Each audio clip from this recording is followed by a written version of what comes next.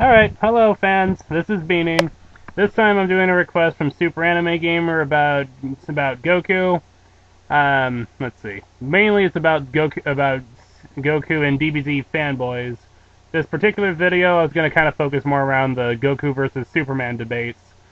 Now, I do understand that Dragon Ball Z is a really impressive anime. A lot of the people in there are extremely powerful. The whole crap about them blowing up planets seems like absolutely ridiculous. But so I can understand how fans can get carried away with the power scaling thing, but there are people that can beat Goku. Actually, Goku has a hard time with a lot of the enemies in the show, and a lot of them he can't beat on his own. I mean, the Spirit Bomb, I'm kind of leery about counting that as part of his power, since it takes a long time for him to do it. He normally has to have his allies distract the enemy when he's doing it, and it requires a lot of voluntary forfeit of power from his environment and from other fighters. And even then, it's possible for the enemy to avoid it. So I just wanted to put that out so people won't start bringing up Spirit Bomb like it's the end-all trick. I kind of got tired of people doing that for the Rasen Shuriken with Naruto. But, okay, back to the rant. I believe it was about Goku versus Superman. Now, another person on YouTube, on mine, and Super Anime Gamer's contact list is a guy called Dr. Topper. He had a pretty fair and pretty balanced Goku versus Superman debate. And what I basically got out of it was this.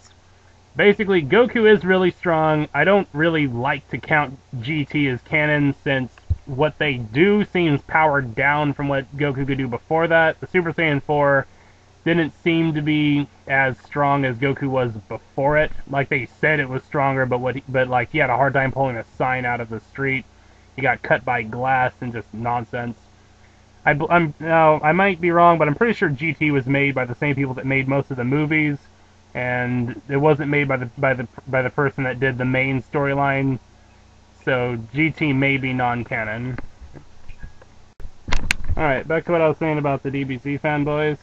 There's a lot of confusion that I've seen between Goku and Superman, and I don't really think Goku can destroy a solar system, per se.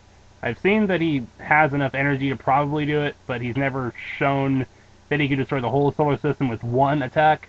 I mean, I imagine he could destroy a solar system by blowing up the sun or something, but I don't know if he could take out every planet in one shot.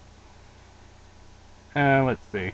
I do know that in his base form they said he could destroy a planet, so I imagine in Super Saiyan 4 he should be able to do more than that.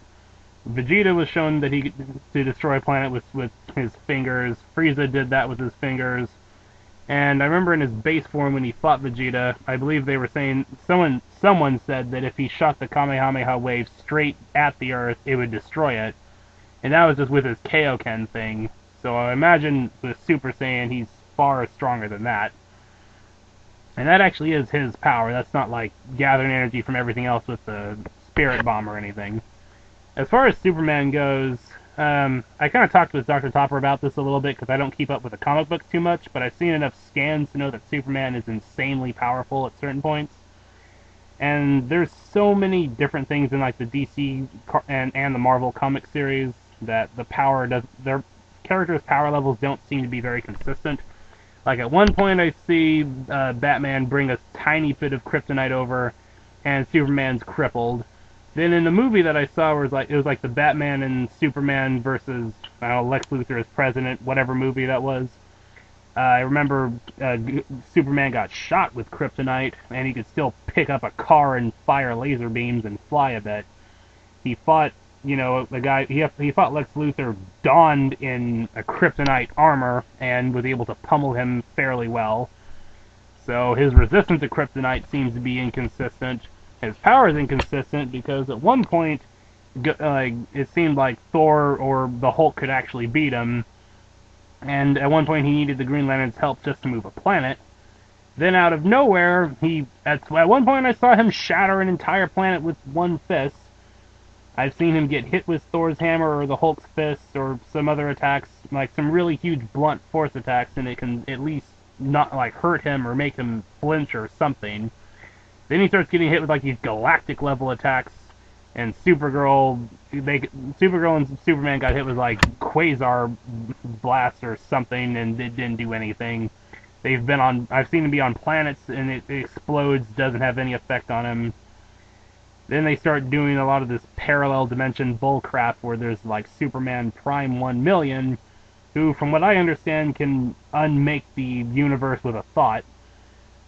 So, I don't know. Now, I think that normal Superman versus normal Goku, I think Goku would probably win. After a while, I don't think there's much of anything that can beat Superman. And, let's see. I don't know, Goku's strong, but he's not, like, invincible or anything. He's gotten his butt kicked quite a bit. And I think the only problem is that there's not really a set power limit to him, which I thought was a bit odd. Because I thought the original Legendary Super Saiyan died from having too much energy.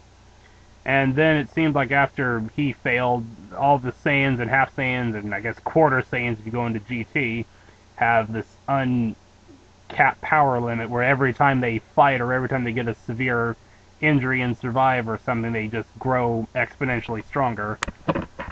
So, I don't really know. The maximum I've ever really seen anyone do was destroy a planet, and I'm not sure if this part's canon or not, but I believe Boo was able to destroy a universe or a galaxy or something. So, let's see. There are enemies that were a bit stronger than that, though. I don't want to... I feel like I'm beating a dead horse bringing up Tenchi from Tenchi Muyo with those Lighthawk wings, which basically he could regenerate from like any hit. He could apparently move several times the speed of light, which Goku could only do with instant transmission.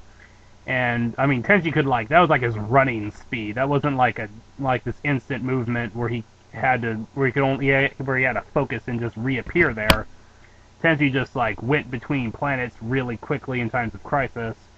He can convert matter into energy, and the reverse. He can just turn pure energy into physical matter.